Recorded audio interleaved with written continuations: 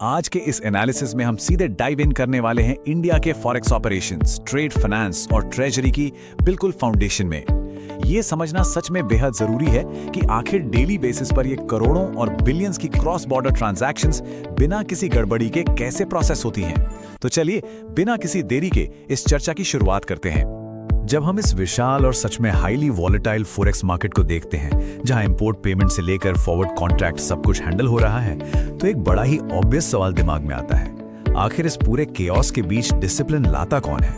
कौन ये सुनिश्चित करता है कि अलग अलग बैंक्स एक ही तरह से फॉरेक्स ऑपरेशंस हैंडल करें? इसका जवाब एक ऐसी ऑर्गेनाइजेशन है जिसके बारे में डिटेल्स अक्सर लोगों को नहीं पता होती। तो आज का हमारा रोड मैप कुछ इस तरह रहेगा। पहले शुरुआत और समस्या, फिर सबसे बड़ी कंफ्यूजन यानी आरबीआई वर्सेस फेडाई, उसके बाद प्रमुख ऑपरेशनल काम, फिर नियम बनाने के आगे और लास्ट में मॉडर्न बैंकिंग में इसका महत्व। आइए बढ़ते हैं पहले हिस्से की तरफ, शुरुआत और समस्या। जरा 1958 से पहले की स्थिति को इमेजिन कीजिए। फॉरेक्स मार्केट में लिटरली कोई यूनिफॉर्मिटी नहीं थी।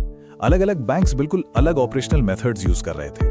एक्सचेंज रेट कैलकुलेशंस और चार्जेस में जमीन आसमान का अंतर था। इस इनकंसिस्टेंसी की वजह से भारी कस्टमर कंफ्यूजन होता था और ऑपरेशनल डिस्प्यूट्स आम बात थी। बस यही वो टर्निंग पॉइंट था जिसने ये क्लियर कर दिया कि ऑथराइज्ड डीलर बैंक्स को एक यूनिफॉर्म एसोसिएशन की अर्जेंटली जरूरत है। और इसी जरूरत ने 1958 में फेडाई यानी foreign exchange dealers association of India को एस्टैब्लिश किया। अब यहाँ सबसे क्रूशियल पॉइंट ये आता है कि फेडाई आखिर किस तरह की ऑर्गेनाइजेशन है। इसे समझना बहुत जरूरी है। फेडाई एक्चुअली एक सेल्फ रेगुलेटरी ऑर्गेनाइजेशन है जिसे हम एसआरओ कहते हैं। ध्यान देने वाली बात यह है कि ये कोई गवर्नमेंट रेगुलेटर नहीं है, बल्कि एक इंडस्ट्री एसोसिएशन है। इसका मेन काम एसबीआई, एचडीएफसी या आईसीआईसीआई जैसे सभी बैंक्स को एक कॉमन फ्रेमवर्क प्रोवाइड करना है, ताकि सब एक ही डिसिप्लिन तरीके से फॉरेक्स बिजनेस को हैंडल करें। अब आते हैं अपने दूसरे सेक्शन पर, सबसे बड़ी कंफ्यूजन आरबीआई और एफडीएआई के बीच। अक्सर स्टूडेंट्स और बैंकिंग प्रोफेशनल्स इन दोनों के रोल्स में कंफ्यूज हो जाते हैं, पर एक्चुअली दोनों बॉडीज का रोल बिल्कुल अलग है। आरबीआई देश का सेंट्रल बैंक और मेन रेगुलेटर है।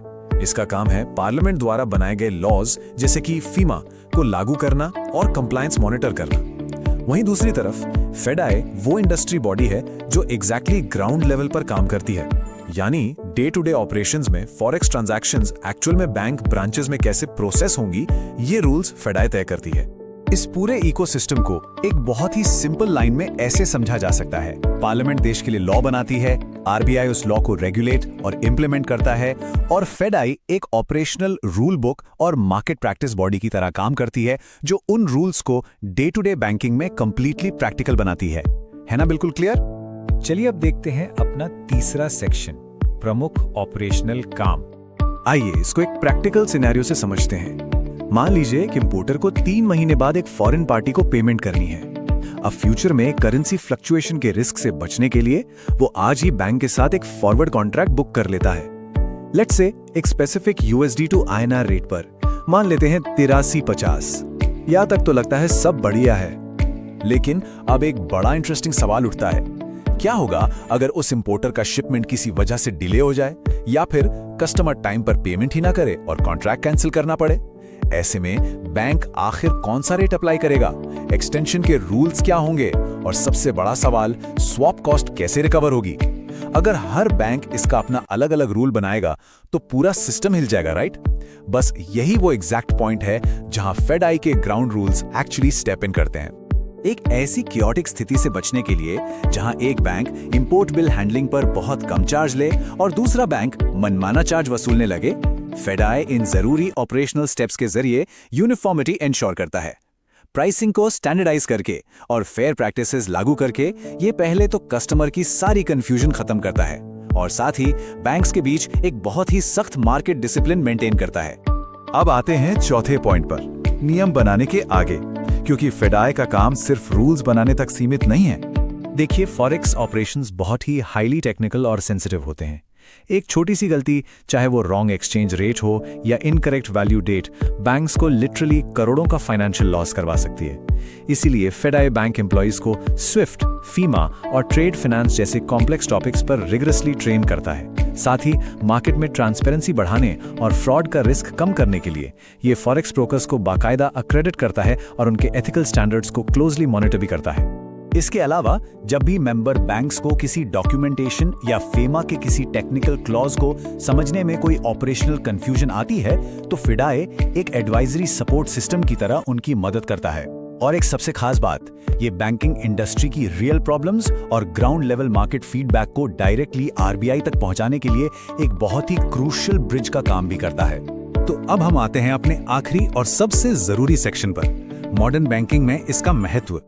आज के टाइम में हमारा market highly globalised, tech driven और फास्ट मूविंग हो चुका है, जहां क्रॉस बॉर्डर ट्रांजैक्शंस बहुत तेजी से बढ़ रही हैं। इस हाईली वॉलेटाइल एनवायरनमेंट में रिस्क मैनेजमेंट को एकदम मजबूत रखने और ऑपरेशनल एफिशिएंसी को ग्लोबली स्टैंडर्डाइज रखने के लिए फेडाई का रोल आज की डेट में पहले से कहीं ज्यादा क्रिटिकल हो गया है।